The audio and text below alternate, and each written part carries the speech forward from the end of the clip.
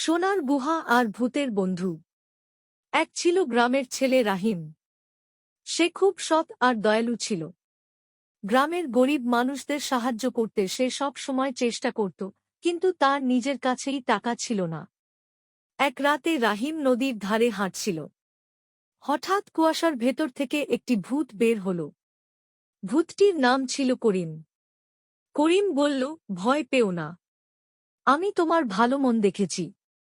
তোমাকে একটা গোপন জায়গা দেখাতে চাই।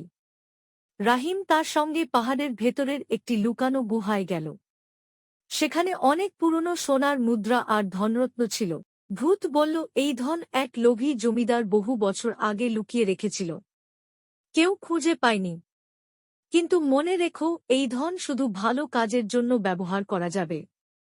রাহিম কিছু সোনা নিয়ে এল। সে নিজের জন্য বড় বাড়ি বানাল না, বরং গ্রামের ভাঙা স্কুল মেরামত করল, গরিব শিশুদের বই কিনে দিল এবং অসুস্থ মানুষের চিকিৎসার ব্যবস্থা করল। ধীরে ধীরে গ্রামের অবস্থা বদলে গেল। নতুন কূপ খনন হল, রাস্তা মেরামত হল, আর অনেক পরিবার সাহায্য পেল। একদিন করিম ভূত বলল, রাহিম, তুমি প্রমাণ করেছ যে সম্পদের চেয়ে ভালো মন বেশি মূল্যবান। এরপর করিম মিলিয়ে গেল।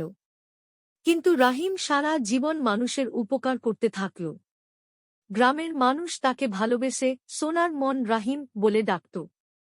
শিক্ষা, সম্পদ তখনই মূল্যবান হয় যখন তা মানুষের উপকারে ব্যবহার